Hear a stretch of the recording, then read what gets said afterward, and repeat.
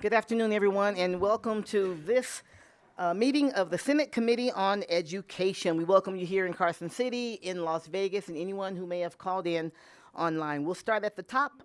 Madam Secretary, please call the roll. Senator Buck? Here. Senator Cruz Crawford? Here. Senator Joniate? Here. Senator Dondero Loop?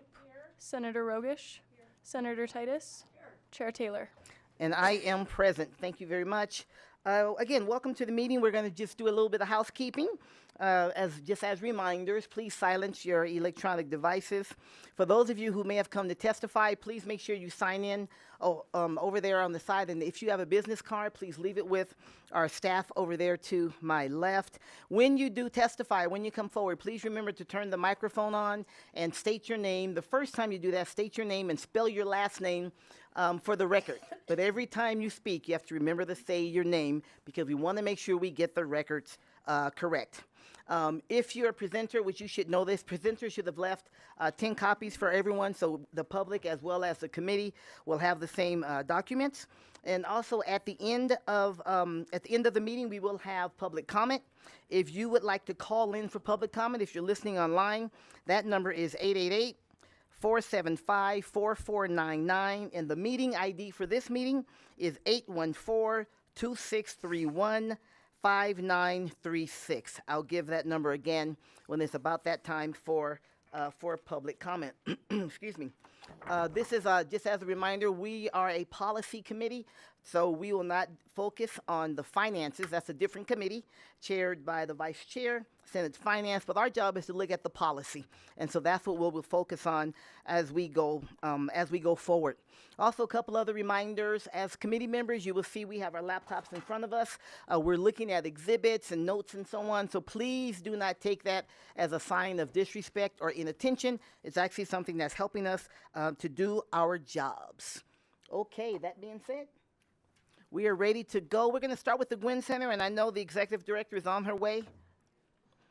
She is, but I can do the intro. But you can do the intro and get us started.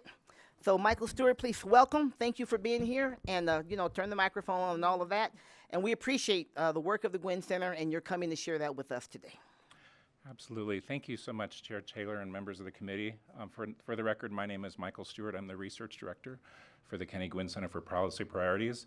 It's good to see familiar faces. I spent a lot of time at LCB, about 25 years, and retired a few years ago after 3 rounds of redistricting. So, but Gwynn Center is a perfect place to land.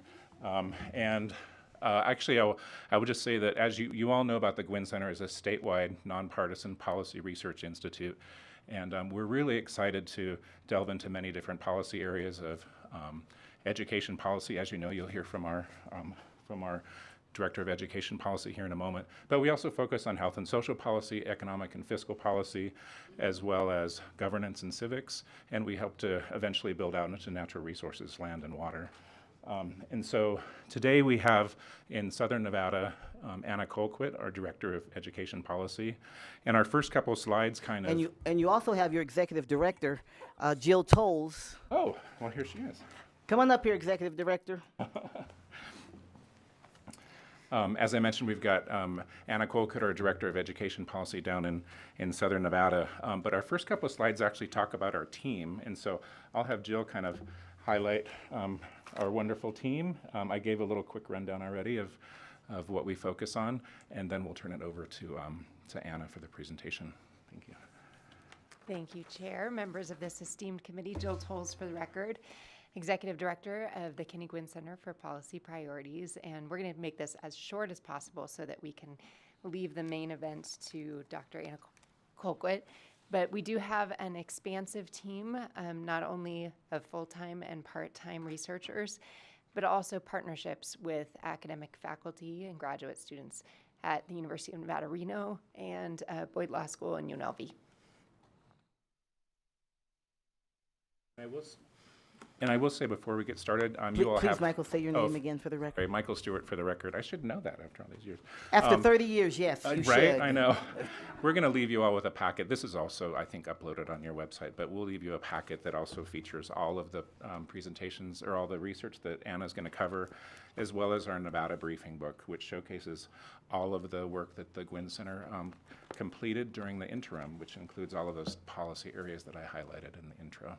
So with that, happy to turn it over to Anna. Thank you so much for having us today. Hello, everyone. Anna Colquitt for the record. Thank you for the opportunity to share our work today. Really excited to share what we have studied over the past interim. I first want to start by introducing our incredible education team. We are so fortunate, as Mike and Jill noted, to be strengthened by the talent of our NSHE partners and also our senior education researcher, who is familiar to many of you, Todd Butterworth, who is joining us via Zoom. These are the individuals that have contributed to the work that I'm going to be sharing with you today, as well as the current work that we are engaging in right now.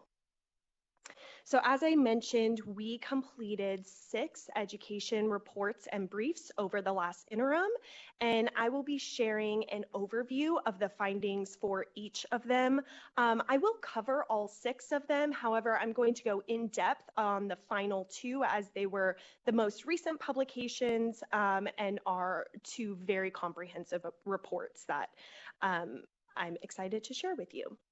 I do want to note that all of our reports are available for free to download on our website, gwynncenter.org, and we also brought copies today if that interests anyone.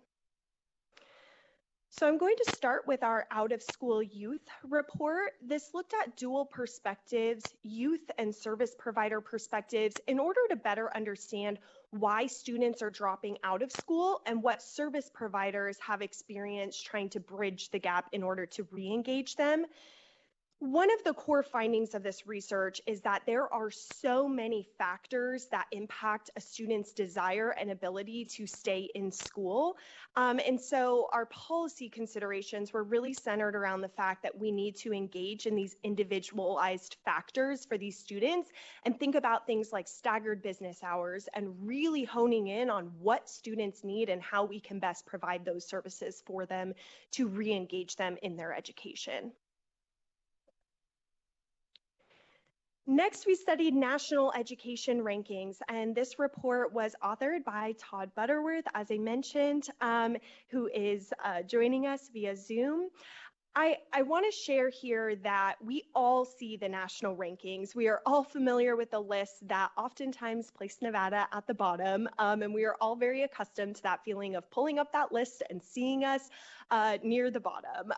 And this report is really critical because it challenges to look at what these comparisons could look like that would actually be real depictions of where we are at compared to ourselves and how we've performed over time as a state and as an education system, but also states that are utilizing comparable metrics. So what we found is that oftentimes these national rankings utilize apples to oranges comparisons, and therefore we don't have a firm grasp on where we actually lie.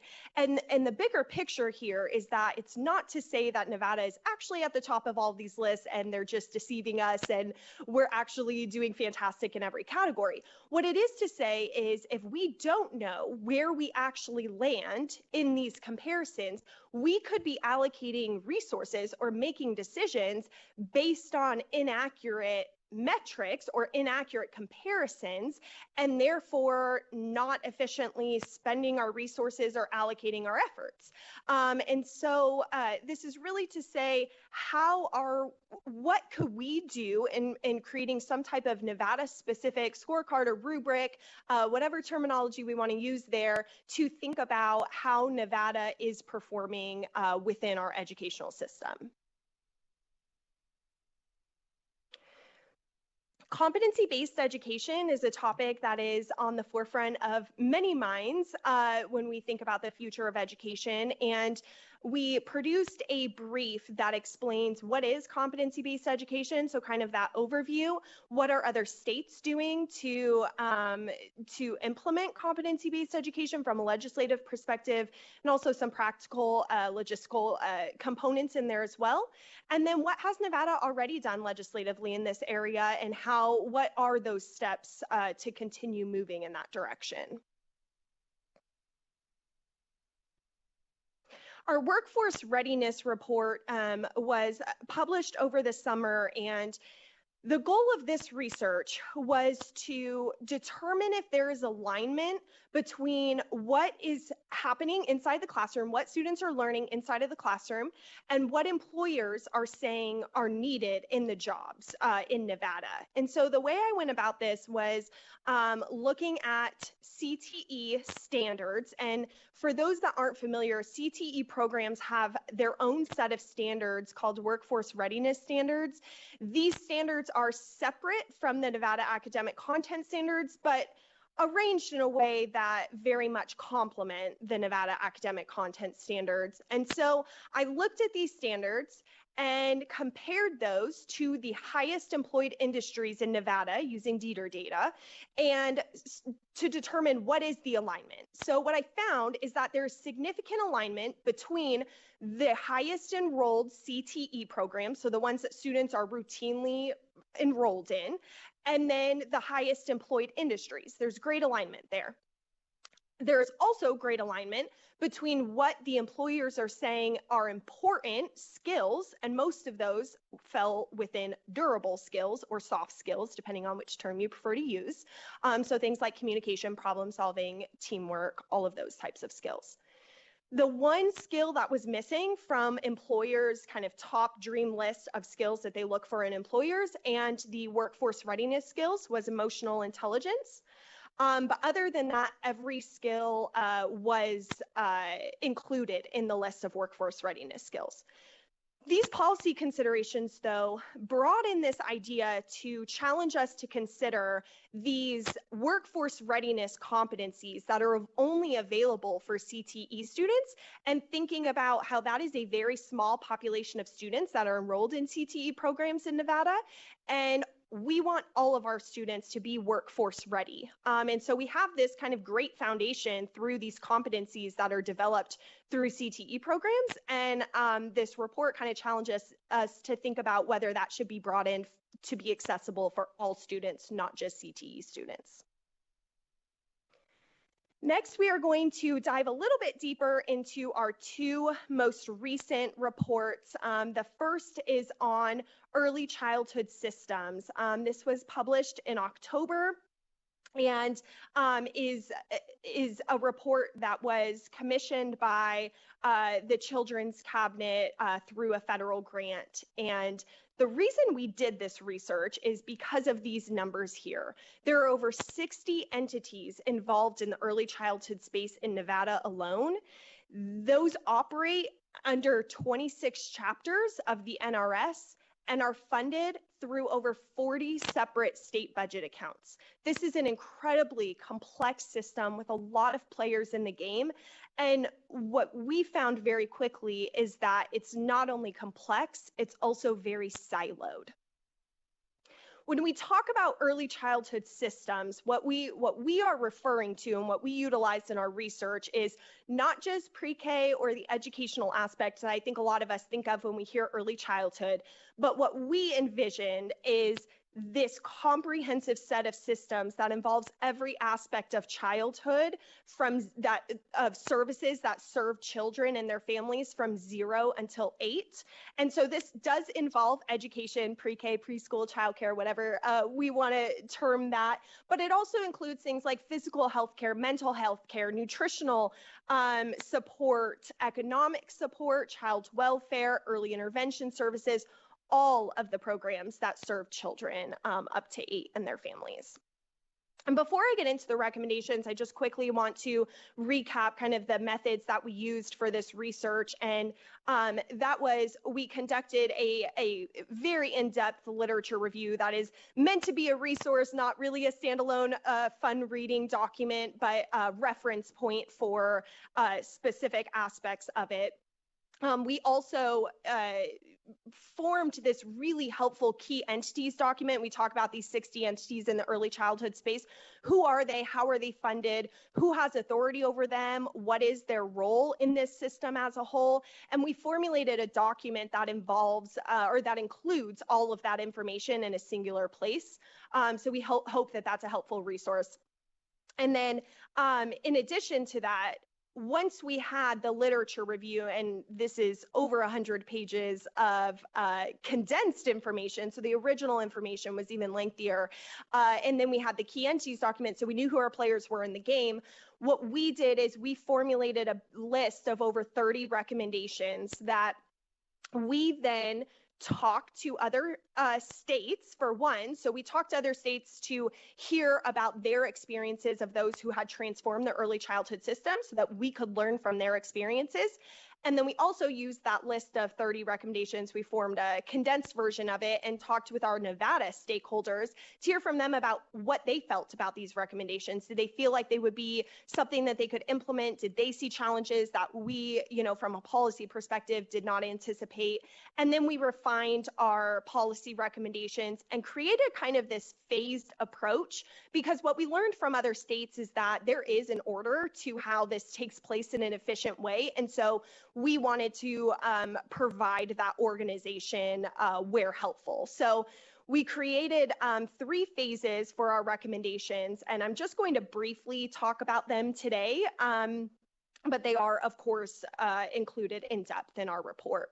So this first phase is the kind of core recommendation that came out of this phase is thinking about really authority and oversight. So what we found through our conversations is that there is a lack of clarity on who is responsible for what and who has authority over what.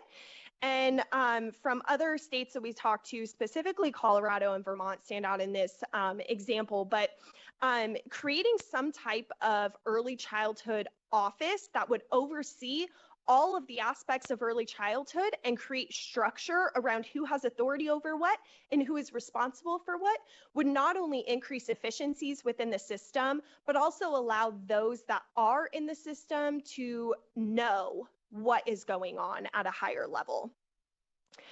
Another key piece of this phase is to really ensure that we are engaging, or I say we, but that the right stakeholders are engaged and having conversations about the realities that they are undergoing, and kind of making sure that we have seats at the table for everybody to share their perspectives about their experiences in the system.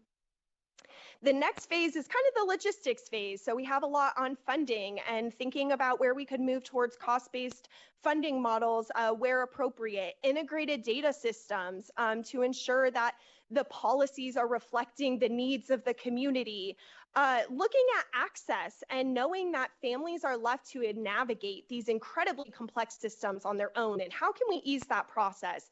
Things like universal applications or no wrong door approaches, those came up over and over again as important mechanisms for easing this process. Workforce development, how can we engage a really diverse and qualified workforce for our early childhood spaces? And then family engagement. At the end of the day, we want to make sure that the policies that we are putting into place reflect the needs of the community that we're serving. And that is only possible through family engagement. The final phase of our recommendations is continuous improvement. So making sure that we are continuing to refine and improve based on those needs of the community, making sure that there's structure in place so that this process is happening routinely and that refinement is continuous. Next, I'm going to get into school funding. So in October, we published a report on the pupil-centered funding plan and how it has played out across the state.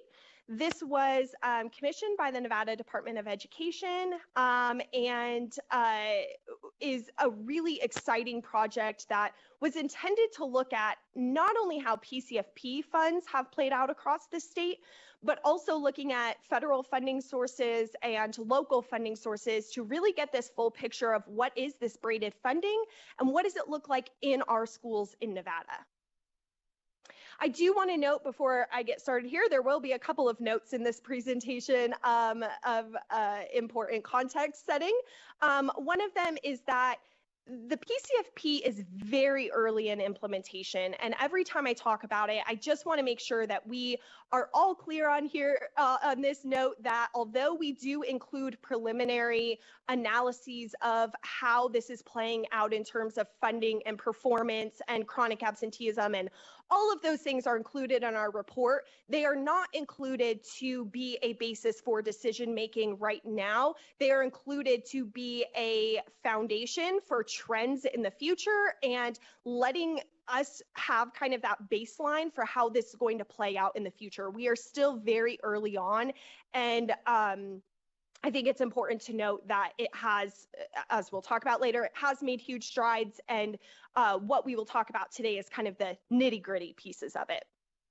So I like to start this conversation by explaining how school funding actually works. I think most of you are quite familiar with this, but important to all be on the same page. So the way I like to explain it is that every student across the state of Nevada receives this base funding amount. I like to say it's $9,000, $8,966. We're going to say $9,000. I will note here that there is an adjusted base, so that is the base amount. There is an adjusted base for some of our rurals who have to account for things like transportation and some added expenses with recruiting teachers, et cetera. That does give them a bit of an adjusted base. But for the sake of this conversation, we're going to say that every student across the state receives this $9,000 base amount. Then, if a student is an English learner, if they are at risk of not graduating, or if they are a gifted and talented education, a GATE student, they receive an additional weighted amount. These weights are listed here. I will note that we include 2 values for each of those, and that is because there was just some rearranging specifically with the at-risk category, and I have some notes on that in a minute, but because of that, those numbers drastically changed from where our research was conducted to where it stands now. So we wanted to make note of the fact that our research was under the prior definition of at-risk funding, under the free and reduced lunch definition. And so therefore, it has changed since then, and that's where you see those additional values on this slide. I also want to note that we included special education in our analysis. Although special education is not a weighted category, we included it because if a student qualifies for special education services, they are not eligible to receive funding in any of these other weighted categories. And so because of that exclusionary factor, we included them as if they were a weighted category, but those services are cost-based. They are not a set weight for every student who receives special education services. As I mentioned, our research was under the prior definition of at-risk funding. And so as you see here, and as I'm sure you've heard and are very familiar, that there's a lot of conversation around the 200,000 less students that are receiving the at-risk funding. But you can see here that the funding has significantly increased for those students that are receiving that at-risk funding. So this is the percentage of students by funding categories across each of our districts in Nevada, and we also include our charters as well. I have a couple of things that I'd like to share from this slide. First is on GATE funding. When we conducted our research, we spoke with district and school administrators, and what we quickly realized is that in our rurals, most of our rural districts, it looks like they receive no GATE funding, and that might be reality that they do not receive GATE funding. But what we learned is that most districts do have GATE programs in our rural districts, but they do not receive funding because they are not state accredited GATE programs. And when we inquired about that, what we found out is that the administrative burden for maintaining GATE programs is too much for a lot of our rurals. And so for them, it is worth not receiving the funding and still providing these gate services because they do not have the administrative support to maintain a state accredited gate program and therefore do not receive the state funds for their gate programs. I want to dive into at-risk a little bit. I know I mentioned that we use the prior definition of free and reduced lunch. I do want to note now that the at-risk calculation is determined by an algorithm that uses 75 different factors and calculates this grad score through Infinite Campus. And a few things to note here when we spoke to school and district administrators about this implementation is several states use these 75 factors. We are the only state in Nevada that uses it to determine funding. But and the way that we do that is by utilizing or calculating the lowest quintile of the grad score. So the bottom 20th percentile is who qualifies for at-risk funding. But one thing that came up in the interviews is there's a lot of confusion about how these funds should be used. Our school and district administrators are unclear about how the at-risk determinations were made, and therefore is very difficult for them to link their interventions to the funding algorithm and ensure that they were equitably distributing these funds. One note here on funding in general in these weighted categories is that students are only eligible for the highest of the weights. So if a student is an English learner and they are also a GATE student, they only receive funding for being an English learner, but that school or district is still providing the GATE services for that student. And what this looks like in Washoe County and kind of preliminary conversations that we've had with them is about $20 million that they are spending to account for these students that are qualified for multiple categories, but are not receiving the funding because they are only receiving the funding for the highest of the weights. So in our research, what we learned overall is that although the PCFP has made huge strides, school funding is still not adequate. We are $4,000 short in Nevada per pupil for the national average per pupil, as well as over $4,000 short per pupil of what subject matter experts deem as adequate funding. And I like to make sure that I emphasize here that this is not dream funding per pupil. This is adequate funding per pupil, and we are $4,000 short per pupil. It is still very difficult, as I mentioned, to equitably distribute the funds, especially in the at-risk category. And along with that, schools and districts feel like they are lacking in that uniform guidance on how to allocate the funds, which has an additional component when there is differing levels of budgetary autonomy across our districts. And then one note that's critical that we spend a minute on is that every single interview with a principal at our schools in Nevada noted that the increased needs post-pandemic have put such a strain on their resources that they are not able to provide the services that these children and their families need, and that it's incredibly difficult for them. The policy recommendations that came out of this research was thinking about standardizing reporting and data collection, looking at increased consistency and transparency in funding distribution. All of the numbers that you see in our report is based on allocated funds. What those actual expenses are not known, and that is one of the places of transparency that's critical. The importance of conducting long-term longitudinal studies on the PCFP is critical. As I mentioned at the beginning, we should not be drawing conclusions on linking funding to performance at this point in implementation. We just changed the definition on at-risk last year. And so I think really allowing time for this to play out and looking at it over a long period of time is critical. looking at how we can support the needs and the increased needs of our students and their families, and then developing comprehensive performance metrics that align with funding. So because we have changed how we fund our students and these weighted categories, how can we ensure from an accountability perspective that we are aligning metrics to now how we are determining funding? And finally, I just wanted to present some of our future areas of research and what we are currently researching right now. So we are currently looking at the Nevada American Fee Waiver program and how that is played out across the state, across our NSHE institutions. We are also looking at chronic absenteeism, and we are looking at it here in Nevada, nationally, and then also including an aspect which will specifically highlight innovative practices from across the state that other districts and schools can use as a model, but also as a state we can look at to see what all is being done in this area. We also hope to continually look at school funding, specifically with that at-risk category and how those actual expenditures have played out.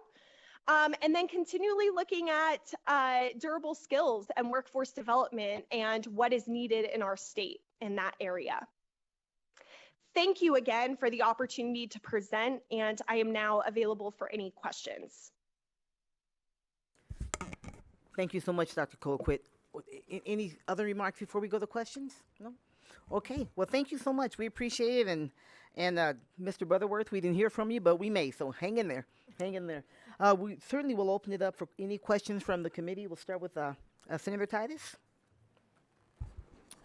Thank you, Madam Chair, and good to see you folks not only in this room but also down in Las Vegas. So thank you for being here.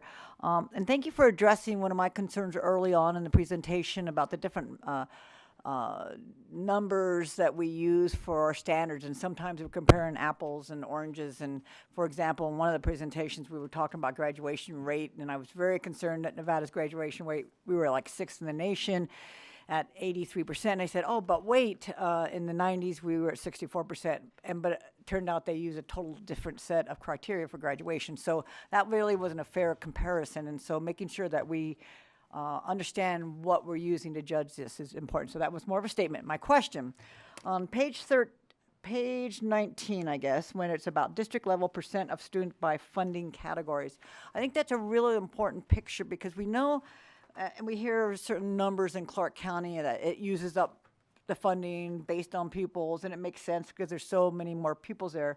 My question is, looking at the % at-risk weighted students, large % in Clark County versus the other counties. And I'm wondering, is it different criteria on what they use as a % at-risk weighted students, or is the same, that base for all the students measured the same in all the counties? Because it just seems like Clark County shouldn't, yes, they have more students, and yes, the population's, but this is a %. And so I'm concerned about that figure and why Clark County. Anna Colquitt for the record. Thank you, Senator Titus, for your question. I do want to emphasize again that these numbers are pulled from the prior definition of at-risk funding, which used a free and reduced lunch definition. That I will reiterate that the metrics are consistent. So your question around are districts using different metrics to determine at-risk funding? No, that is a set state determination. And now under the new definition, with it being those 75 factors, those are consistent across the state. I will say that in our conversations with school administrators, we learned pretty quickly that without being familiar with what those 75 factors are and what weight each of them have, which differs according to the student, we learned that principals and schools may not be tracking some of these metrics within Infinite Campus, such as, let me give an example here. We learned that nurse visits is one of the 75 factors.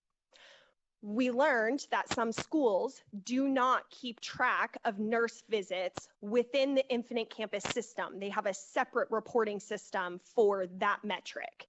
Therefore, their students would not have a number to use for that calculation, and therefore it might be impacting their grad scores. But that's not a conclusion that we can draw right now. It's just an example that did come up over time, and why we created the policy consideration of making sure that there's transparency in how those funds should be used and how they are calculated, so that they are calculated accurately using all of the data available. Follow up on that? So thank you for that, because that's what I was suspicious of. So what I think I heard, there's 75 different components to that matrix that there's no transparency on that, what they actually are, or how each, and it's not the school districts, it's not the districts, it's each individual school can weight those differently. Is that what I just heard you say? Anna Colquitt for the record. Thank you for that clarification. No, schools cannot weight those differently. The Infinite Campus algorithm, the way that they produce their early warning system, this grad score system, is that those weights are different for each student. It's not a set weight. So what this means is that every student is not impacted by the number of nurse visits in the same way. It differs according to all of the other factors. That is where it starts to become incredibly complex, and where the questions have come up. But in terms of your other question of knowing the 75 factors, they were presented to the Commission on School Funding. They requested what they were, and Infinite Campus presented to them. And there was a list that was presented 3 or 2 years ago now. But whether that is an accurate list today, I'm not sure. And whether that has been communicated to the schools, I can confidently say that it has not, to many of our schools across the state. Is this funny? Sorry. Now you've got really. Now I'm really going down the rabbit hole. Do other states use this type of formula on this Infinite Campus? The same 75 questions. Yes, Anna Colquitt for the record. Yes, other states use it as a factor, but we are the only state that uses it to determine funding for our students. Okay, thank you. Thank you very much for the clarification. Thank you, Madam Chair, for the questions. Thank you, Senator. Other questions from the committee? Senator Cruz Crawford? Thank you so much, Chair. I could nerd out on this all day long. I live, breathe, and I've used so much of your research for my research to guide some of the policy that I've developed. One of the things in total agreement that we do need to, we have so many silos here in Nevada and so many resources that our community doesn't know about, and which results in overspending or people not getting services, right? So I definitely want to explore that with my senators, but I do, oh, sorry, did I take your, were you going to say that? Great mind educators. It's because we're both educators. But my question is, one of the things that I've been exploring is what is the proper amount of money to fund? We have our pure people ratio here on, the one with the circles, our per pupil funding here. Did you come out with a recommendation on what we need as a state in order to align to national averages and to serve our population appropriately? And that's my only question. Anna Thank you. Colquitt. Sorry. Anna Colquitt for the record. Great question. The Commission on School Funding has looked at this in depth and is looking at this in depth to determine how do we get to that place of adequacy. And that expert recommendation comes from APA, and their $17,000 number, and kind of ways and opportunities to get to that place. We want to complement that work with what we have provided of kind of how these weighted categories have played out and how the base funding has played out in the distribution across the state. But that was the scope of this research. We have not looked at that number for adequacy and other state models or things that we could rely on to consider for getting to that place. I think that is naturally the next step. Thank you, Senator. Other questions, Vice Chair Dondero-Loop? Thank you very much, Madam Chair, and Anna, it's always my pleasure to see you, even on the screen. I was sort of wondering, I want to go back to slide 10, where you have policy considerations.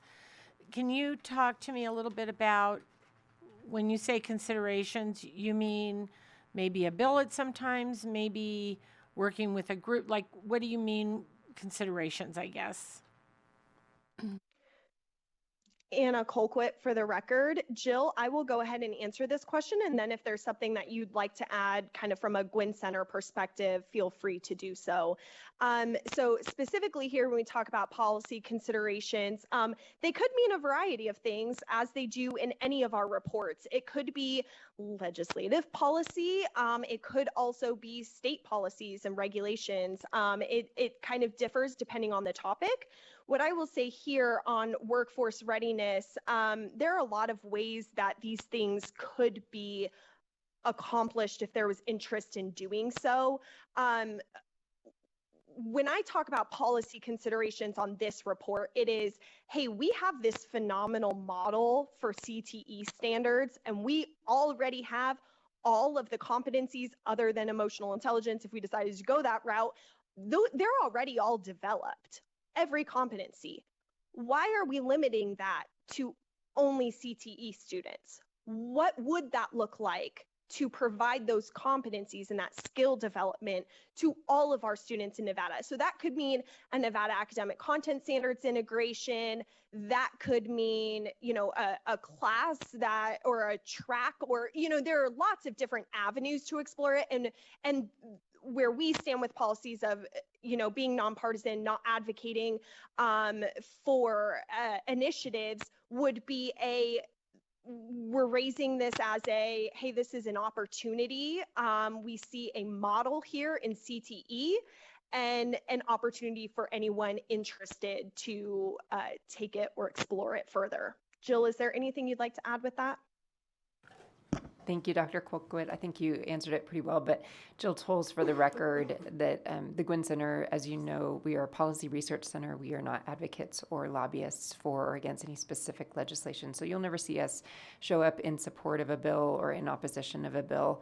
But what we do is a strict peer review standard research of various topics in the state, and where we can find best practices or evidence-based recommendations or topics to consider on various levels, whether it's policy, so changes in NRS statute, whether it's regulations or practices within agencies and departments, or finally, if it's other programs that could be considered that don't require an NRS change. I hope that answers your question. Thank you very much. It does. It's just that when I see policy considerations as a person who puts forth policy, I can't put forth policy if I don't know the policy needs to be put forth. Does that sound like pickled piper pepper? Anyway, so with that being said, well, I recognize your nonpartisan stance, and I realize the ever succinct Dr. Colquitt. I guess I was trying to figure out how we would know, and because if it's in our NRS, it's got to be a bill, and here we are. And then 2 years from now, we come back. So if we don't do it now, this train's leaving the station. So that's why I was asking about that. So while like I said, I appreciate your nonpartisan stance, I think at some point, maybe those discussions need to be had, and of course they're being had here. So I appreciate your expertise, and thank you very much. Thank you, Vice Chair. Anna Colquitt for the record. Could I add something to that question? Sure. Go right ahead. We like to be a resource for LCB and a partner with LCB. So we are doing this in-depth resource. And when there are topics that you all are bringing forth that involve or relate to our resource, we hope to be able to have those conversations and provide that information and be a great supporter in that. So Senator Dondero Loop, I hope that kind of answers your question of where kind of our role is in that process. Thank you very much, and I know exactly who to call. Thank you. Senator Buck? Thank you, Chair Taylor. And I am very interested in slide 8 and the results from that. So what exact stage is this in as far as national education rankings? Maybe the states that are doing that are moving the needle with similar, I guess, demographics, similar metrics across the nation. When is that going to be readily available? Anna Colquitt for the record. I would love to bring in Todd Butterworth to address this question as he was the author of this report. If you're available, Todd. Wonderful, I see you. I am available, and it's great to be here. I had the honor of staffing this committee back in 2015 and 2017, and so appreciate the opportunity to see you all. For the record, Todd Butterworth, Senior Research Analyst with the Gwynn Center. Senator Buck, to your question, the big picture question we were presented with in doing this report is Nevada always ranks so low in these national rankings. Are they really accurate? It seems like good things are happening here in the state, and those things may not be well reflected in these rankings. And so what of it? And so we really dug in to these ranking systems. And as a result, what we discovered is there's definitely a fair bit of truth to the rankings, but they often lack context. And that context is just so important. For example, the old Education Week quality counts rankings really placed a premium on spending. So if two pretty similar states were doing similarly well with their students, but one state was spending considerably more than the other, it would be ranked higher, even though the other state actually got more done with less money. And so you can have an argument about spending in education, but it's difficult to deny that was important context to know. But that context was often missing from these rankings. Kind of another perspective, let's say Nevada improves a lot in some metric. Well, if other states also improve a lot in that metric, Nevada's ranking may not actually go up.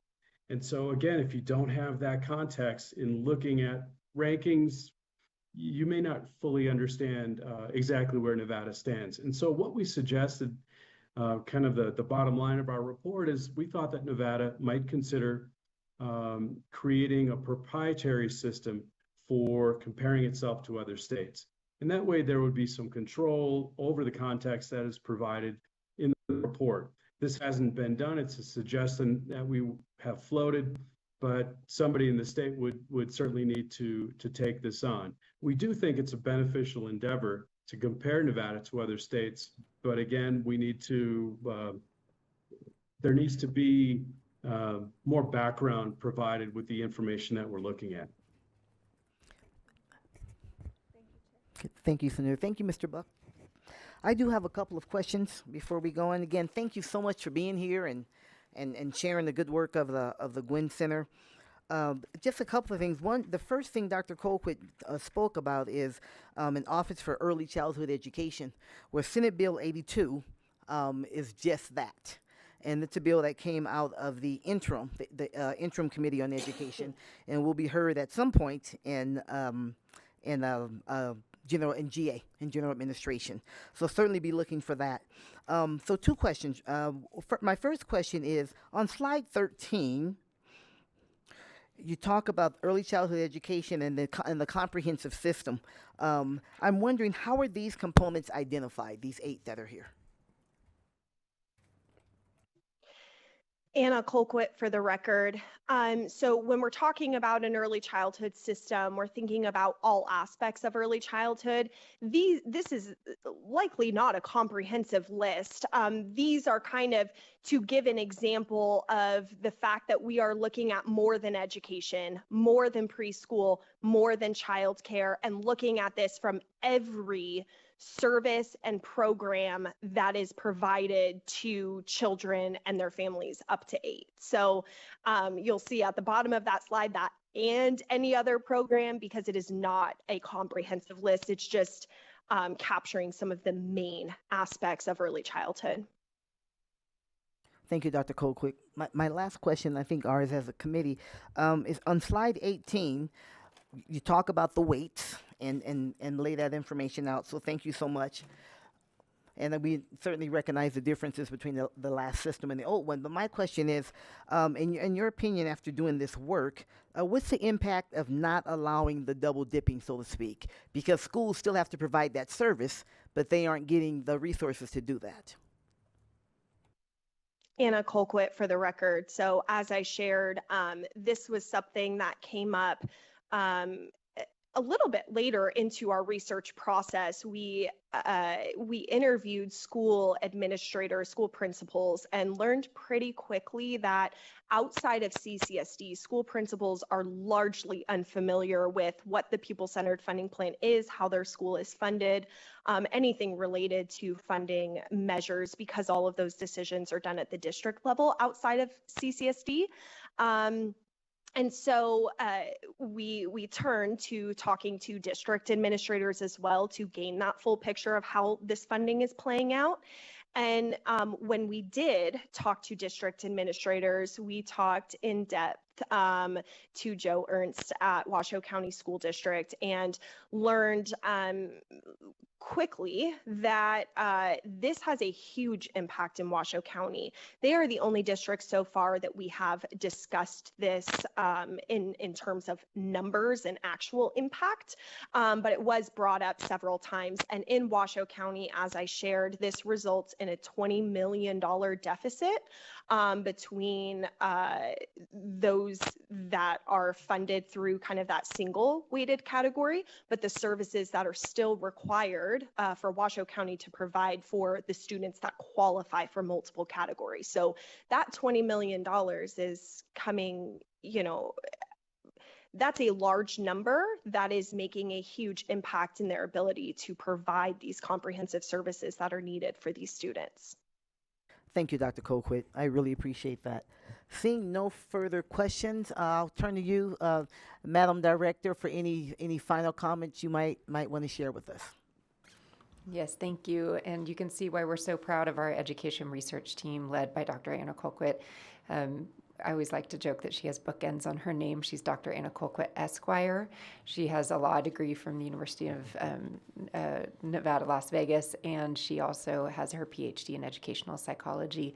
So for the sole purpose of living for the passion of doing education policy research, and joined by an incredible team at the University of Nevada, Reno, and then other assistants from UNLV and Boyd Law School. And the last thing I'd like to say, I'd be remiss if I didn't say thank you to this body. We are a nonprofit. We are philanthropically supported, but we also are a preferred vendor for the state. And the funding for that pupil-centered funding plan in particular came through the Department of Education, which allowed us to be able to have access to data to do that deep dive comprehensive work. And so just wanted to say thank you for that support. You're very welcome. Thank you again, and thank you, Dr. Colquitt and Mr. Butterworth, and thanks to you both for being here. Okay.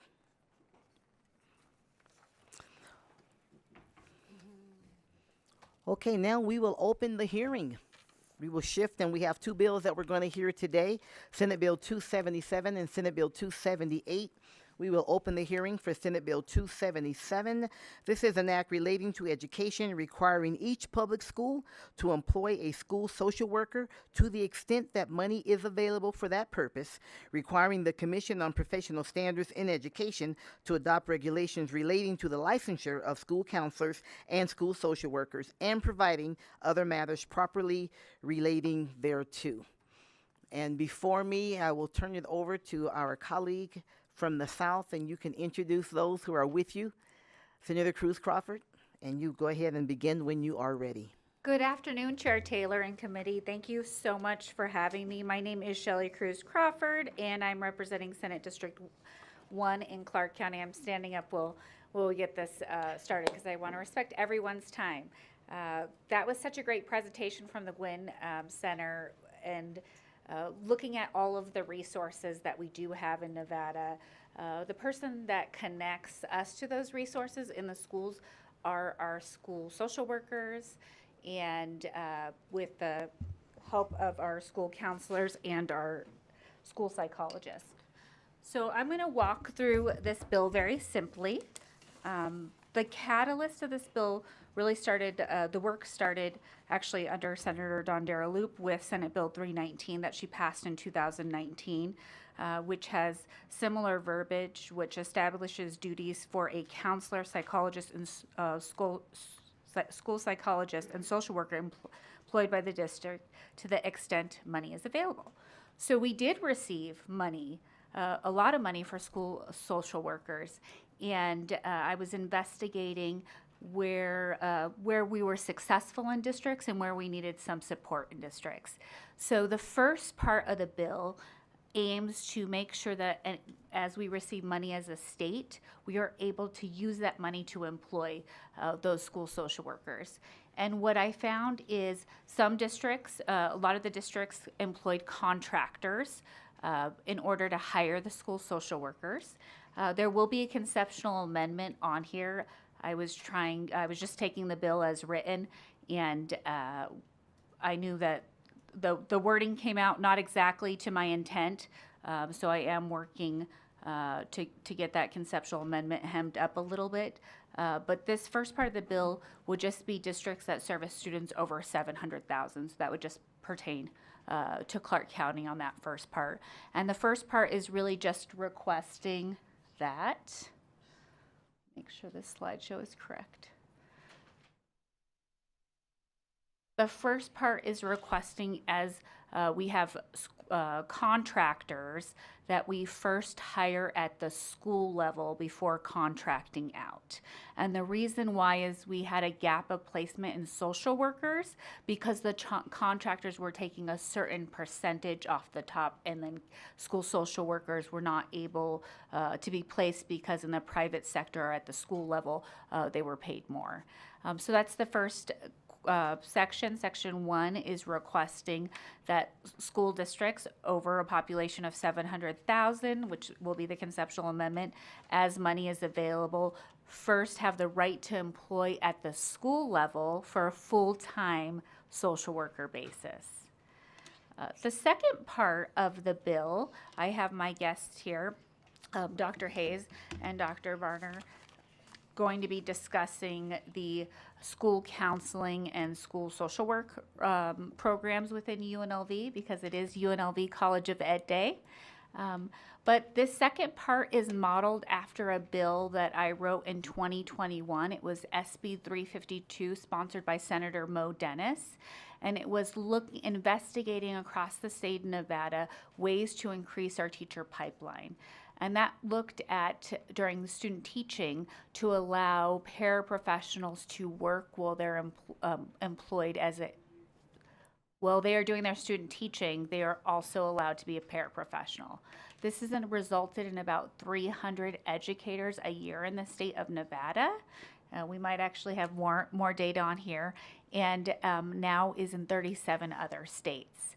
So as I investigated that we have a need for school counselors, a need for school psychologists, and a need for school social workers, I investigated, would it be appropriate to also allow them, while they're doing their internship hours, to do that while employed by a district.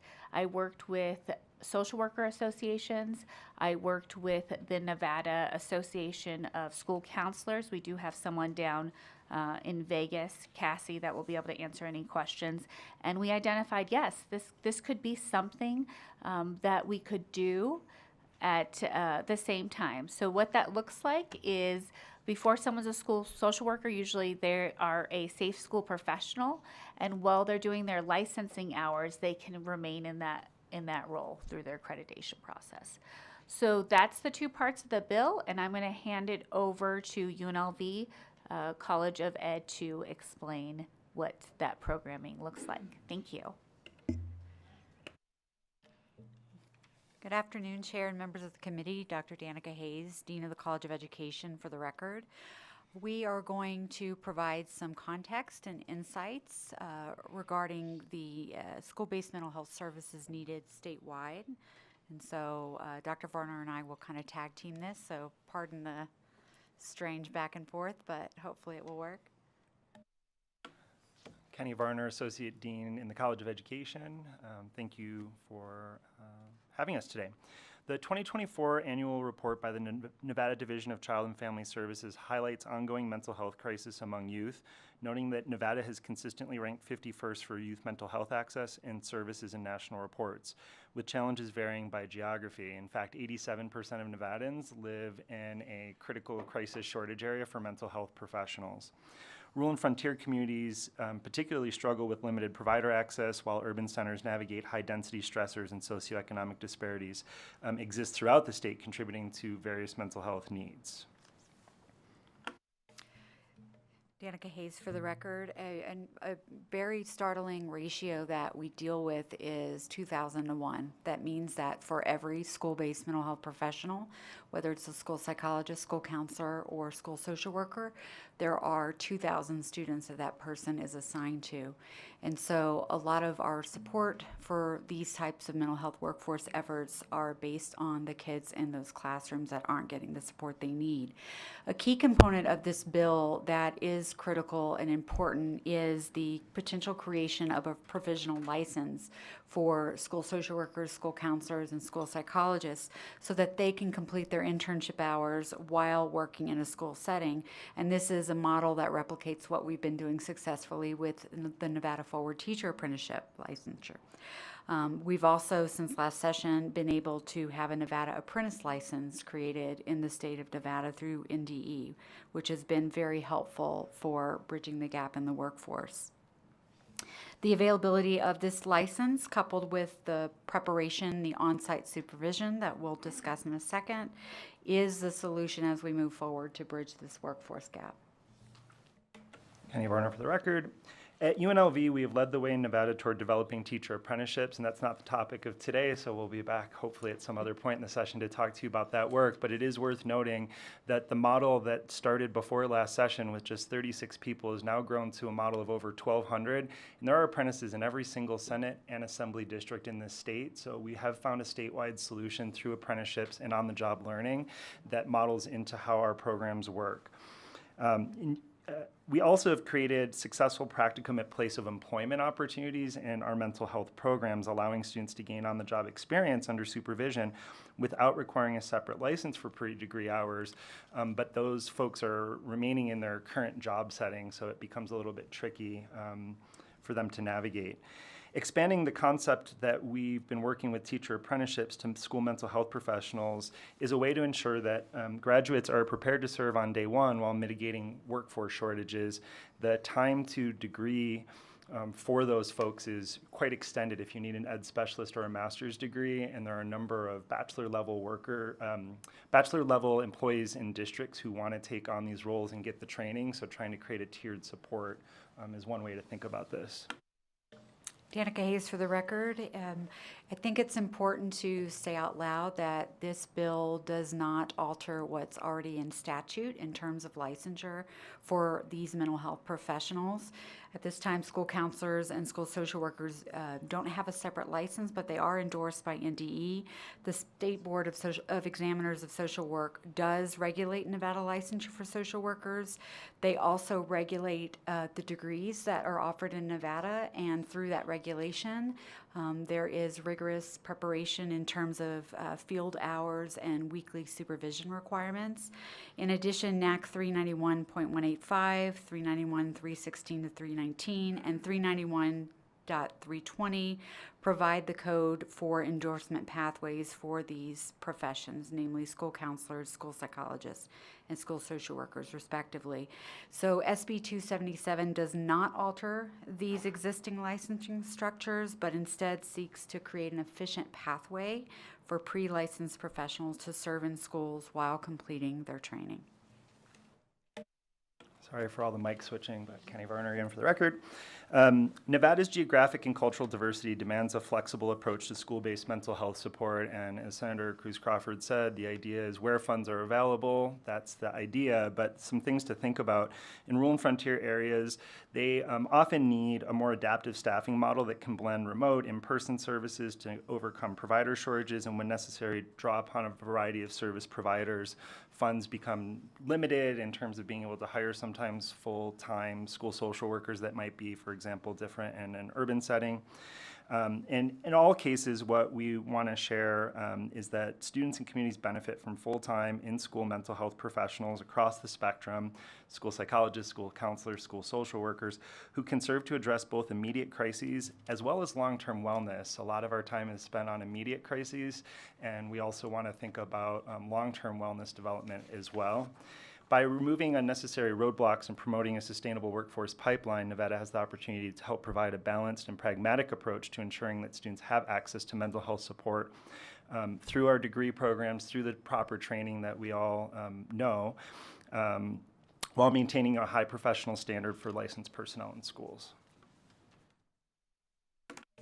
And thank you, Senator Cruz Crawford, for allowing us to speak with you.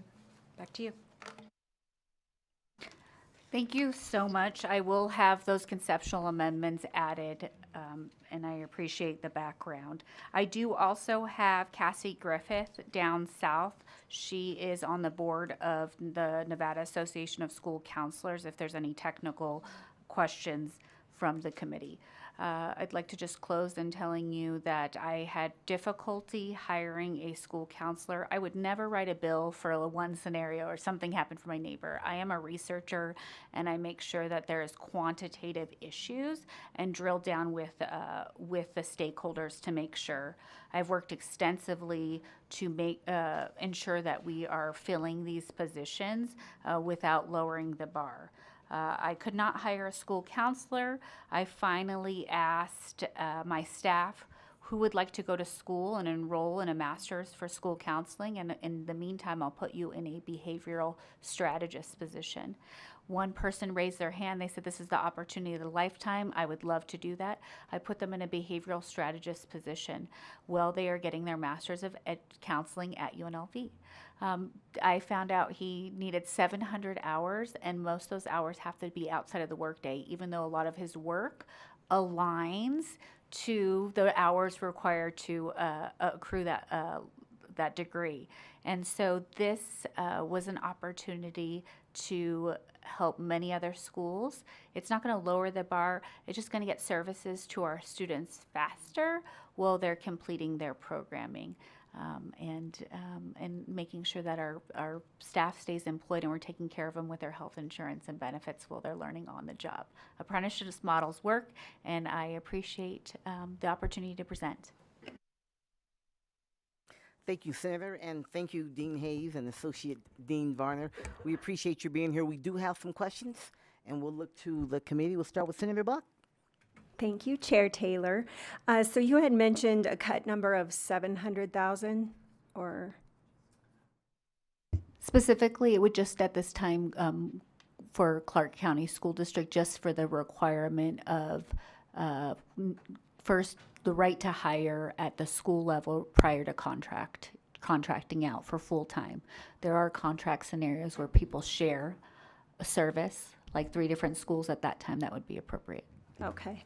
I just say that because if you put 700 in there, that makes all of them disqualified because Clark County's 309,000 students. And then also on the issues, so what issues, I guess, are you seeing that Clark County is hiring contractors to, like they're hiring contractors, or the social workers are contractors? Good question. So most of the school districts that I have spoken to have a contracting service that hires their social worker, because it's a lot of work, right? You basically need a whole team in HR. And it worked for smaller districts. However, and it did work in Clark County as well, CCSD, but there was also some issues where at the school level, the right to hire first before a contractor was a better scenario because we could pay the social worker more and attract more consistent employment. So as of right now, you get a social worker placed at your site, or you're dividing it, as opposed to you being able to hire as a principal, which of course I would be for, you being able to choose that person who works at your site. Yes, but there was low funding, so the social worker program was diminished quite a bit this last year. Thank you, Senator Buck. Senator Titus. I have several questions, if I might, Madam Chair. First, I'm hearing you use almost as if they are the same professions, school psychologists, school counselors, and school social workers. And it's my belief that they're different careers and that one does not supplant the other.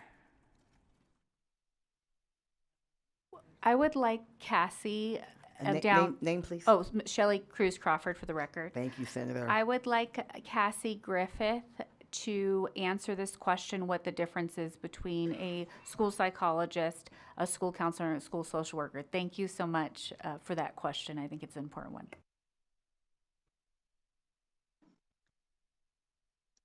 Cassie Griffith, board member of the Nevada School Counselor Association.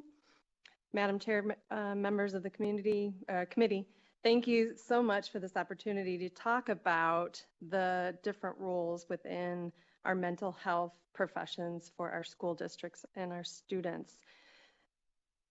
So I like to use analogies, and I hope this helps. I think of us as a team, and Senator, you are correct. There are different roles within that mental health system.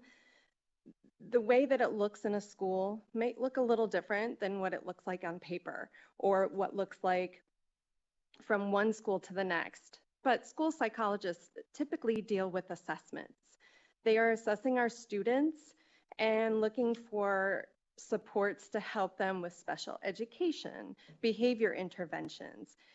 They have a lot of diagnosing educational and behavioral deficits that they do. School counselors and typically school social workers do not do that. They do often help with our crisis interventions, but because that they're not at schools every single day, or at the same school every single day, they're not necessarily that first line of crisis intervention. No fault of their own, correct? School social workers, I like to think of them as the person that gets our kids to school. They're removing those external barriers like transportation, basic needs. Why doesn't the student want to come to school, and what kind of community resources can we link that parent to get them to school? They also help with the after school piece. They do provide some services in schools, but again, they're not at one single school. Again, no fault of their own, but they help with those wraparound services.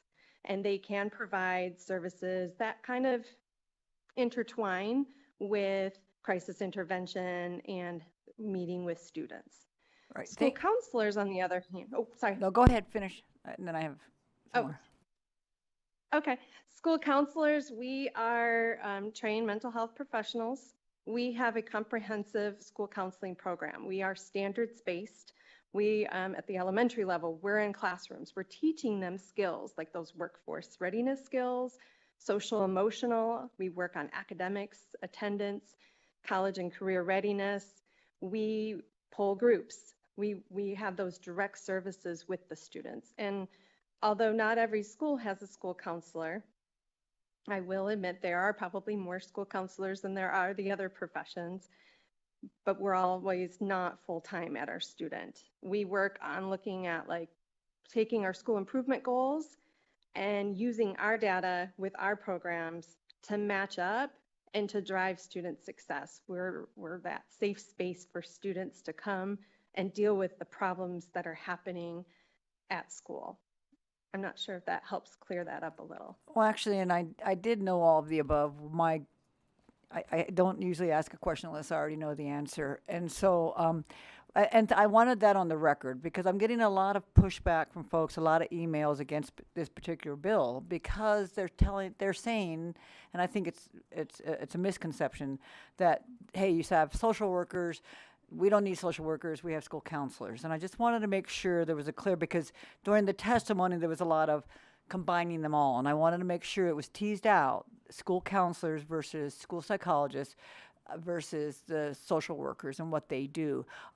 My daughter's a school psychologist, very aware, and she's in my ear all the time about things. And so I get it. So having said that, and thanks for the clarification, can I have a couple more questions, Madam Chair? Yeah.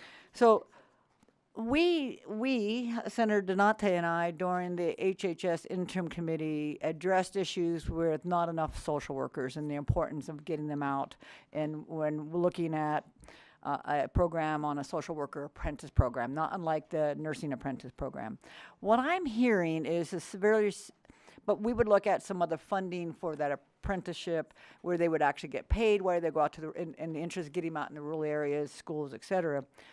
I'm hearing that this is a little bit along that same lines, except you're actually going to use school funding if you don't have any additional monies to help pay for this technically apprentice or internships or something as a social worker doing their necessary in the field rotations. Is that correct? Kenny Varner, Madam Chair, to Senator Titus. I think that's Please, the right please, way, right? Yeah, it is, but go direct. Okay, thank you. Yeah, so in an apprentice, there's two components. There's the employer component, which is the responsibility of the employer. So the school district has to pay, whether it's someone who's in a current role that is learning and transitioning into something new or hired separately. That's the responsibility of the employer. In Nevada, the sponsor, which in our case with the teacher apprenticeship is UNLV's College of Education, the legal obligation of the sponsor is to make sure that an apprentice doesn't have any costs for their tuition or what they call related technical instruction. So in the apprenticeship world, no one's dictating where the funding has to come from, but on the academic side for their program, if they're going to be a registered apprentice, we have to find the money to pay for their tuition and fees, and the employer has to make sure that they can offer them viable employment and that they have the funds to do it. And one of the key parts of that is that we have to always work in collaboration with, in our case, school districts, because they may not be able to support everyone that wants to be an apprentice because they may not have the funding or money to do it. And we equally have to have enough scholarship funding and other sources to be able to cover the tuition and fees. So it's braided. Well, when we met with the department, if I can continue, well, Actually, you know what? I'm really sorry about this, but hold your questions, and anyone else, there is a system-wide outage technically, so we have to go to recess, and then we will come on back as soon as we can. If I know you were on the road. You're on the road, Dr. Titus. I know, Senator. But we'll take a quick, hopefully a brief recess, Senators, and we'll come right back. the Labor Commission didn't even recognize social worker as a job, right? During the apprentice program. Correct. But they have to establish, there's a statute to establish it, but they need such it's a long-term process. Yeah. Senator Titus? Yeah, so then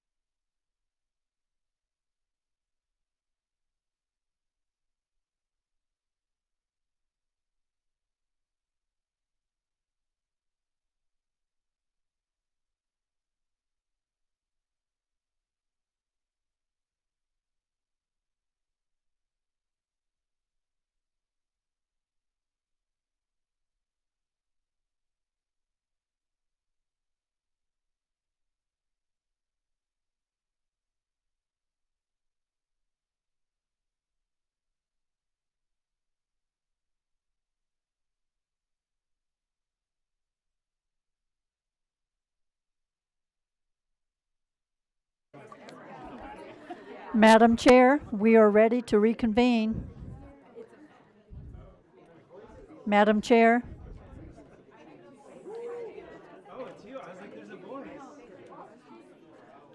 Madam Chair. We are ready to reconvene.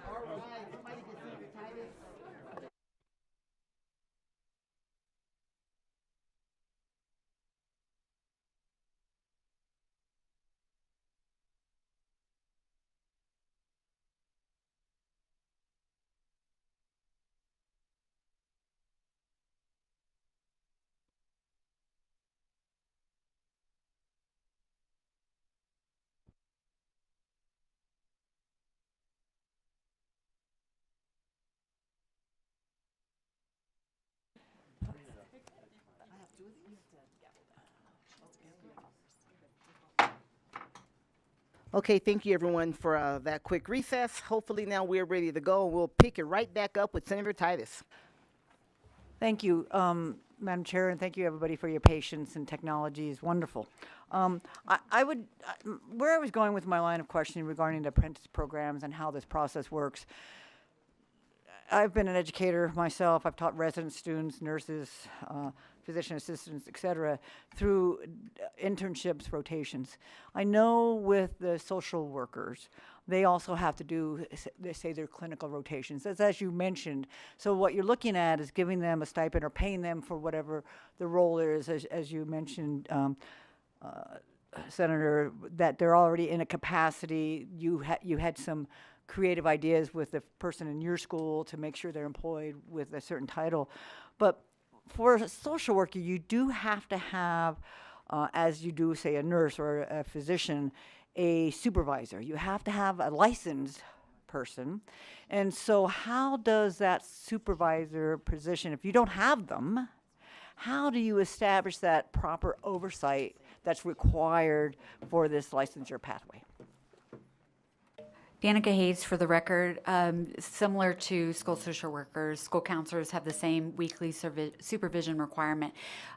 Supervision can be done triadically or individually. It could be done in person or on site. So there may be opportunities where if they don't have a licensed supervisor at that site, that they could share them among a couple of schools, because it's a weekly supervision requirement, not a daily supervision requirement, if that helps. Well, thank you for that, because one of the concerns I had, I do know a social worker student that had some issues with getting hours because her supervisor wasn't in the same building with her, and they actually had to be on site so many hours with them. And you don't see that that's a problem? Danica Hayes for the record. No, that's not a problem. There's flexibility in how supervision can be delivered. And so triadic supervision has helped to cut down on that a lot, which is a 2-to-1 ratio. Kenny Varner for the record, too. I think part of the underlying An underlying aspect of that question that's important in any of the work that we're doing in the educator sphere too is that we also have to prepare those that work in those capacities to also how they're going to work in an environment where the training looks a little bit different than how they were trained themselves. So we see this with the teachers also need to be supervised when they're pre-service prior to having a bachelor. That doesn't change in the teacher apprenticeship, but I was trained and prepared in a traditional student teaching way, right? So that's what I know. And how would I work with someone who's being prepared in an apprenticeship, which is a different model? So we're investing a lot into the training of the supervision itself, not only to do what they have to do for their licensing requirements, but also to be responsive to a preparation model that's slightly different than what other people have been familiar with as well. Last question, I promise, Madam Chair. You keep using the term also apprenticeship. The apprenticeships have a strict definition, and when we talked about a social worker apprenticeship program and met with the Department of Labor, again, they didn't even recognize that apprenticeship in social work as a job. And so I'm wondering, you're not going through the Department of Labor for this particular official apprenticeship, or you are?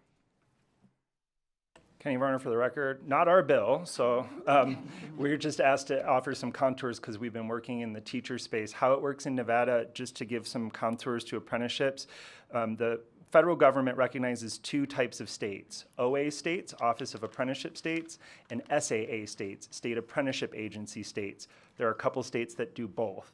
We're not one of those. We're an SAA state, which means that the State Apprenticeship Agency, which in the case of Nevada is the State Apprenticeship Council, which is under the office of the Labor Commissioner, and they have to approve all apprenticeships, whether it's plumbing or teaching or anything in between. If you want to use, and this is a really important point, is that a lot of people call what they do apprenticeships, and they're not. They're just using the word because it might sound fashionable. And they might be doing an extended residency or a long-term placement, but they're not apprenticeships. So you have to go through a standards recognition process with the State Apprenticeship Agency, in this case Nevada State Apprenticeship Council, and you have to furnish your standards, your supervision, your hours, how they're going to break down by all the competencies that are aligned to your field. And to the question that you raised, it has to be an apprenticeshable field. So the federal government has a registry of fields that are apprenticeshable. If social work, I don't know, but if they were not in there, that's a process where the state office of the State Director of Apprenticeships works with the federal government to add it. School psychologists, interestingly enough, are also not recognized currently. We're in the process of registering an apprenticeship, and the state is working with the federal government to have that recognized, and then that gets vetted with the national organizations that oversee that. Right, thank you for that, because that's exactly what we found out when we met with the dean of the school social work and the Department of Labor in Nevada. They said, this doesn't even exist. This is the pathway we would have to do that. So obviously you've already been schooled on that, and so that's something that this bill will address, apparently. Kenny Varner for the record. Yeah, so I think the hope, our part of this is saying what pathways could look like. And if the goal is that there's a school social worker in every school and there's a shortage and the training ramp is really long, we're offering that apprenticeships, an apprenticeshable model is a pathway to achieve that while being realistic about the time it takes to train someone and building a skill set over time, as opposed to saying you have to be completed with all these hours before you can ever do that. So what we're saying is we have a model of apprenticeships that's working in education. The Department of Labor believes that it will work in a variety of other fields within education, and that's our part of this. I think that's a little bit separate from just the bill itself, which is to ensure that schools have access when possible to having the full complement of mental health workers available. Okay, I'm going to jump in at this point. Okay, You're I'm set? just going to say thank you. Okay, go ahead. Go ahead. Thank you. All right, here we go. We lost a lot of time, and I want to make sure that we have time for people to comment and so on. So, Vice Chair Dondero Loop. Thank you, Madam Chair, and I'll try to keep this short. I was just going to actually use myself as an example. When I did my master's to be a librarian, the librarian had actually, in the middle of all of that, passed away. And so what happened was they needed me in the library. And so we had to get creative. And I can tell all of you, listening or in person, that if there's anybody who knows how to be creative and make things work, it's schools. And so with that being said, I do believe a school counselor needs a supervisor, if you will. And with that being said, you may do exactly what they did with me. And they took someone from a nearby school and had them work with me.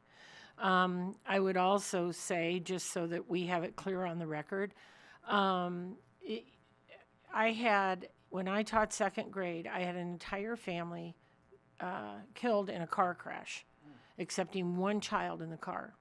The child that was killed was in my class. The child that wasn't killed was in my daughter's class. So as a teacher and a mother, I was sort of dealing on both ends. So social worker to helps child navigate whatever needs to be navigated there. Counselor helps child understand what happens, but also helps my children in my classroom and the other classrooms understand what happens. Psychologist is at a whole different level. So that's why all these different people are needed, and especially in a crisis setting. And as I said, when we're dealing with kids in crisis in a school, I hate to use the word creative because in this situation, it wasn't being creative. It was doing what we needed to do for this family that now was gone and one child was left. So there is definitely some things that probably need to happen, and the sponsor has already indicated that she's working on some of those amendments. But we need to make some things work because we don't have enough feet on the ground. And so to make that work, I think that people who are worried about how this is working or not in favor of this bill, maybe they will understand from my story the need for us to do something so that we have some people in place for our most vulnerable kids. And I don't know that there was a question or a statement, but thank you, Madam Chair.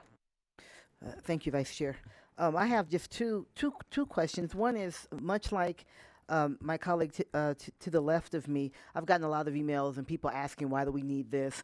Why is it important? And so on. And you did a really good job of talking about the three different roles from a mental health standpoint that's necessary for students. What I would like to just hear, mostly so it can be on the record, is what is the benefit of that for a student? Why does that matter for a student instead of, hey, just going there, reading, writing, arithmetic? Senator Cruz Crawford Shelley Cruz Crawford for the record. I would like to give Cassie Griffith an opportunity to speak since she is a practitioner of school counseling.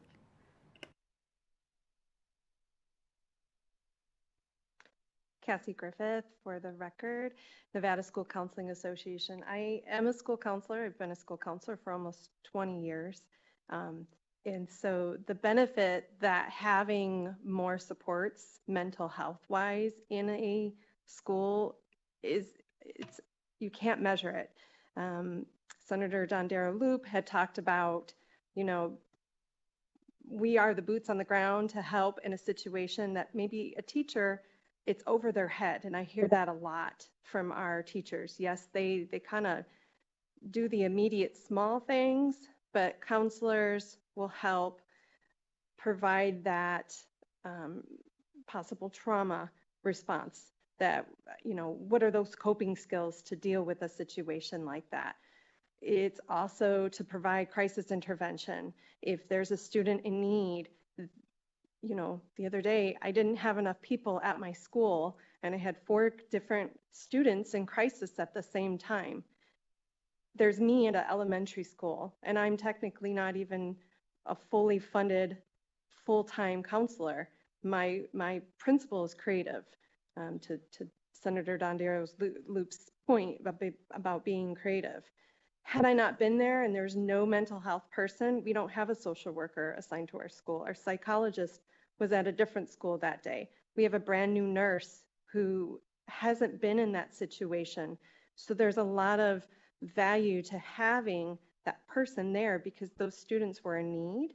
And a teacher, as wonderful as they are, they don't have that mental health training that's so vital because there are big issues that our students are dealing with. And it's hard being the only person that's there at the school It's even harder if you're the school that doesn't have anybody. Where does that student turn to? And it's really important that the people that are in those positions are qualified. They're following our code of ethics. They're looking at what they can do and what they can't do, getting them resources. And that becomes something for training and experience and leaning on those seasoned veterans. Thank you, Ms. Griffith. I appreciate that. I think something I would add to that is research shows, scientifically as well as anecdotally, if a child is in crisis, they cannot learn. They cannot learn. They are not able to do that. That's why, another reason why this is important. My second question is, any thoughts? This is to the sponsors, Senator, my colleague. Any thoughts for, and I know you want to make this so for counties that have more than 700,000 people that live in it, right? I know that's the intention. It's got to be counties. It can't be schools, right? It's county. Okay. But what if we have like some of our rules, for an example, or some of. I got you. Some of our rules, for an example, or even in Washoe, Carson, whatever, if they would like to be able to do that same thing, are you open to writing that in such a way, because it's permissive, right? It isn't required. It's permissive. They may want, because there's a big need, and they may say, hey, we can use this too.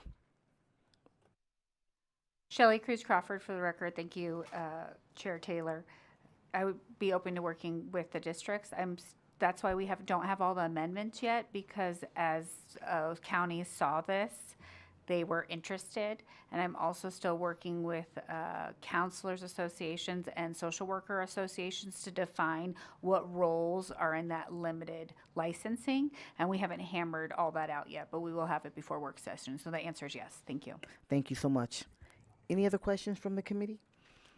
Okay, seeing none, we will excuse the three of you and thank you and ask you to please just go back to your seats, and we will open it up for testimony in support. We'll start with in support of Senate Bill 277. And please. Okay. Yeah. And please make sure that you state your name, spell your last name for the record, and we have many people that would like to comment, so we're going to limit support and opposition and neutral to 20 minutes. So to 20 minutes. So if you don't get a chance to get yours in, please make sure you send it in to the secretary, to the committee secretary, and we certainly want to hear from you. So please go right ahead. Thank you, Madam Chair. My name is Brian Wallace, the Vice President of the Nevada State Education Association, who has been the statewide voice for our 17 counties for the past 125 years. NSCA does support SB 277 as introduced to require public schools to employ a school social worker to the extent that these funds are available.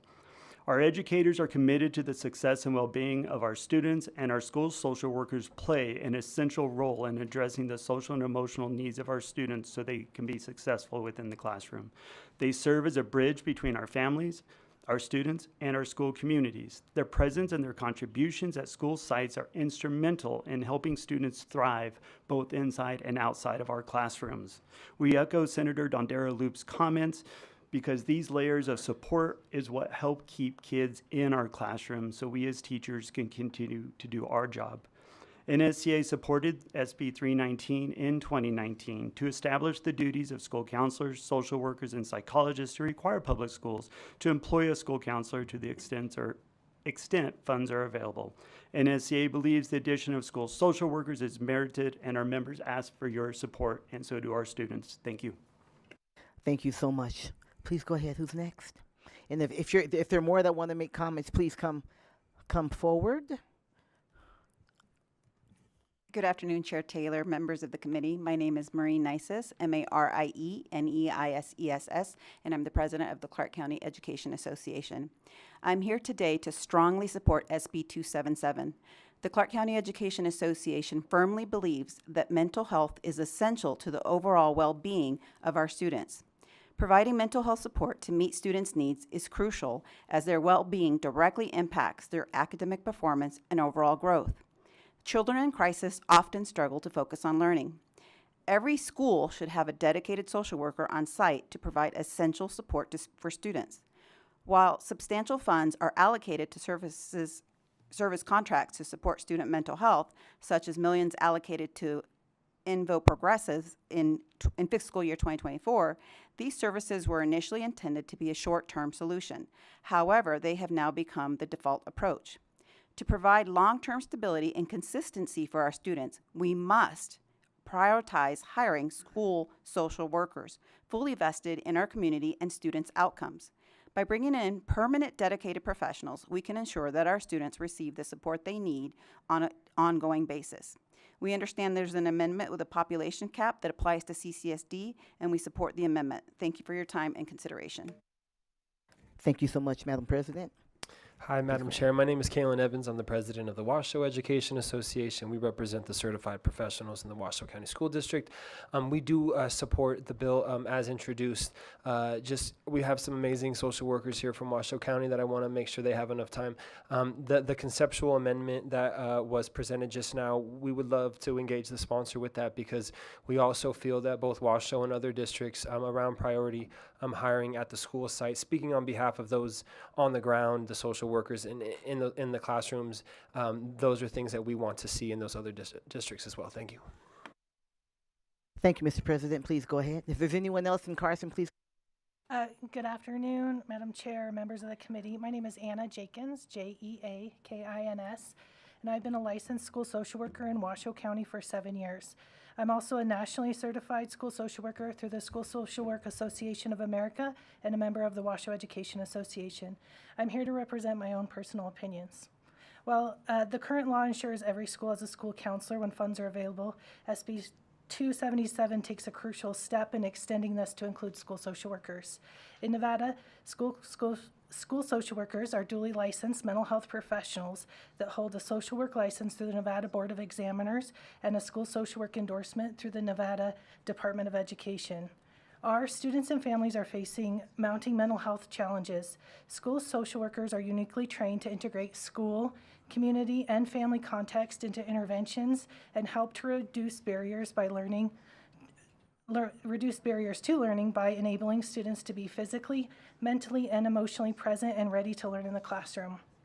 By having a full-time school social worker in every school, we increase equitable access to vital supports and services, enabling early intervention before crisis develops rather than relying on crisis management after problems escalate.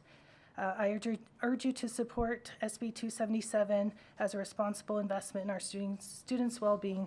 Thank you for your consideration. Thank you, Ms. Jenkins. Please go ahead. Hello, everyone. My name is Jasmine Horton, Horton, and I've been the school social worker at Sun Valley Elementary School within Washoe County for the past 2 years. I'm also a member of the Washoe Education Association.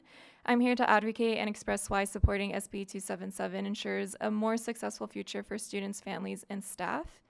School social workers are licensed professionals who play a crucial role in supporting students' well-being, ensuring that they have the resources and emotional support needed to succeed. Our students and families face increasing challenges, including mental health struggles, economic hardships, and behavioral concerns. We advocate and provide wraparound care for students, and we do this not just for them, but their families and our staff as well. Our services help mitigate and support a variety of challenges, and we get to be a part of the growth and success of our kiddos, their families, and our staff, which is my favorite part of this job. School social workers do tough and important work each and every day with love and care for every person that we come across. And that is why this bill is so important to consider. Having dedicated, skilled social workers in schools improves student outcomes and strengthens a positive learning environment. I strongly urge and ask that you consider the health and well-being that the school system can build upon for our students by supporting SB 277 and giving every public school the opportunity to employ school social workers. Thank you so much for your time and consideration. Thank you so much for being here. Please go ahead. Who's next?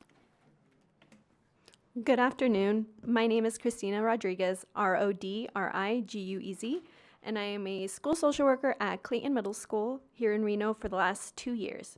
I am also a Washoe Education Association member, and I have been with Washoe County School District for 4 years now. I completed both years of my social work practicum in the schools, as well as my bachelor's degree practicum in California.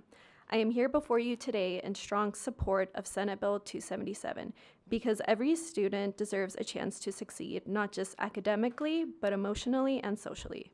Our public schools are more than just places of learning. They are communities where students face challenges that extend far beyond the classroom.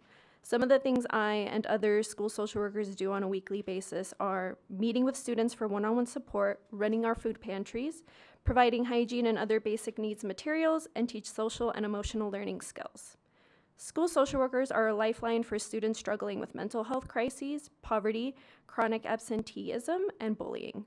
They provide critical support in helping students navigate trauma, building resilience, and staying engaged in education. Without school social workers, too many students fall between the cracks. Nevada's student to social worker ratio is far too high, leaving thousands without the help they need.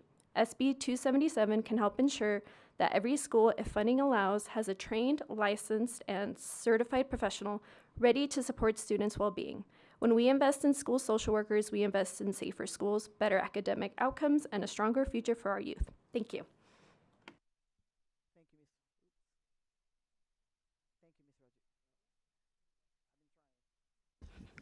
Thank you, Ms. Rodriguez. Anyone else here in Carson City? Thank you. Las Vegas. Anyone in Las Vegas? Okay, seeing none. AVS will go to the phone lines. Is there anyone who would like to testify in support of the Senate bill? Please go ahead. Thank you. Thank you so much, Chair. To testify in support of Senate Bill 277, please press *9 now to take your place in the queue. I'm just going to get through this one. Chair, there are no callers in support at this time. Okay, thank you very much. We'll open it up now for anyone in opposition. Anyone in opposition to Senate Bill 277 come forward? Seeing no one in Carson City and seeing no one in Las Vegas, let's go to the phone lines. AVS, do we have anyone in opposition? Thank you, Chair. To testify in opposition of Senate Bill 277, please press *9 now to take your place in the queue.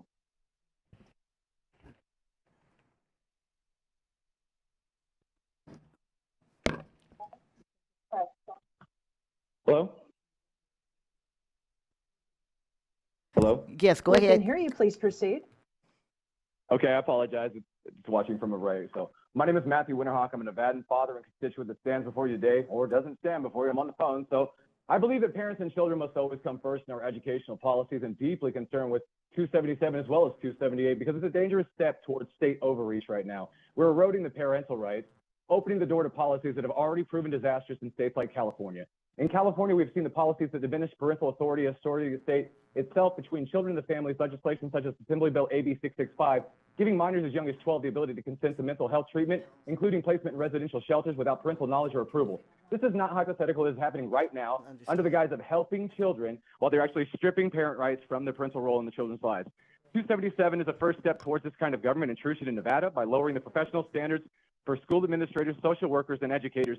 This bill weakens the foundation of our educational system and potentially allows unqualified individuals to influence, counsel, and make decisions about our children's lives without the proper expertise and, or more alarmingly, without parental involvement. Now, I ask this committee, who determines what is best for our children if unqualified individuals are placed in these roles? Also, what protections exist to ensure our parents remain the primary decision makers in their children's education and well-being? Third, why is Nevada being pushed towards policies that have already failed California, New York, Texas, and Florida? This current mismanagement already presents the bureaucratic structures like the Nevada system of higher education should serve as a warning. A bloated, inefficient system combined with an educational workforce that is not held to the highest standards creates a direct path toward government overreach, weakened parental authority, and ultimately the failure of our schools. This bill does not serve the interest of Nevadans or Nevada parents or children. It serves bureaucrats, it serves policymakers, and it serves them wanting to push unqualified individuals into positions over our children, creating a system that sidelines parentals entirely. Now, Nevada is battle-born, and we do not simply follow the failed policies of other states. We are Nevadans, not Californians, not New Yorkers, not Texans, not Floridians. We must reject any of this and any future legislation that erodes parental rights, lowers the standards for these working with our children, and allows the state intervention in this family matters. I urge the committee currently to oppose this in its entirety. The only acceptable path forward is one that maintains the highest professional standards of educators and school officials while preserving the fundamental rights to raise their children. So sorry, sir. Thank you so much. Your time is up. But if you have more to share. Yes, ma'am. Thank you. Thank you. Hurry up while I can. All right, AVS, do we have anyone else who'd like to testify in opposition to 7? Caller, you're unmuted. Please proceed. Hello, my name is Michael Ryan, M-I-C-H-A-E-L-R-Y-A-N. I'm a longtime resident of Nevada and a Marine Corps veteran. Please vote no on SB 277. It does not provide any resources for schools to hire social workers. Limited resources should be used to teach our children academics, not a social worker. Please vote no on SB 277. Thank you. Thank you, Mr. Ryan. AVS, do we have? Chair, we have one additional caller. Caller, you're unmuted. Please proceed. Yeah, my name is Al Rojas, spelled R-O-J-A-S. I live in Assembly District 12 in southern Nevada. Half of my district is in Henderson. The other half is in Sunrise Manor. I am against this bill because it sounds to me like you just want to create an internship. We're already having problems with funding, and I've been advocating an inspector general for education, which is going to audit where the money's at. You guys are saying that we don't really know where the money's going to come from, where it's going to be, and how we're going to get it. Okay, and you're not specifically stating that these kids are going to get this training. What you need to do is earmark funding, a bill that says this amount of money is going to go directly for this. That's the kind of administration that we need. If you want to have mental health, the best kids that make the kids that can read adequately make the best decisions. You got to start putting your money on kids that can read by the 3rd grade. I'm a retired electronics engineer. I grew up in the inner cities of Los Angeles, okay, in East Los Angeles, Garfield High School. Right out of high school, I went to Irvine. I lived in Irvine, Newport, Huntington Beach for 38 years. Okay, on the beach, we have homeless, we have gangs, we have riots. All these things are manageable if you focus on getting kids to read early and parents to get involved in their education when they're young. That's where the money should be going, not spending it on funding, on research. And the other lady who testified prior to when she had the presentation, she said that they don't know where the money's going, that they don't really have any accountability. They're just looking at numbers. And the numbers state that you have to have earmark funding. So I'm totally against that. What you guys should be focusing on is an inspector general for education and putting your money on getting kids to read by the 3rd grade and directly funding that. Thank you very much. Thank you, Mr. Rojas. AVS? Chair, there are no additional callers in opposition at this time. Sorry, I apologize. Oh, that's okay. Excuse me. Thank you so much. Anyone would like to find? Seeing none in City, seeing none in Las Vegas. Is there anyone else on the phone line, AV? Neutral testimony?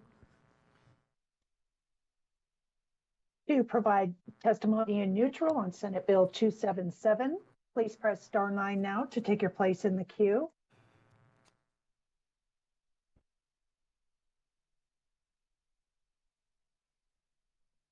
Chair, there are no additional testifiers on the line at this time. Thank you so much, and thank you to all who Senator, would you like any closing comments? Thank you, Chair Taylor. Senator or Shelley Cruz Crawford, for the record. I'll be respectful of everybody's time. I am working with the Nevada Department of Education to get you those amendments, and the long-range goal is to use these positions to fund at Medicaid, so we can fund these positions. So I'm working with Dr. Dockweiler on developing a pathway that will go on to next session. Thank you. Thank you, Senator. We'll now close the hearing on Senate Bill 277, and we'll open the hearing on Bill 278. No, we're having too many technical issues. We're going to postpone 278. So for those of you who came out for my sincere apologies, but you see me playing whack-a-mole with these microphones. I have a crook on my back because I'm leaning over. So we will, not really, but we certainly apologize, but we want people to be able to follow, and you can't follow along with what we're doing up here. So we will get this rescheduled as soon as possible, and we'll just open up for our agenda item. Our last one would be public comment. We do want to give the opportunity. If you'd like to make comment here in Reno, here in Carson City, or in Las Vegas, please do so at this time. Okay, seeing none. Yes, do we have any public commenters on the phone line? Thank you, Chair. To provide public comment, please press star 9 now to take your place in the queue.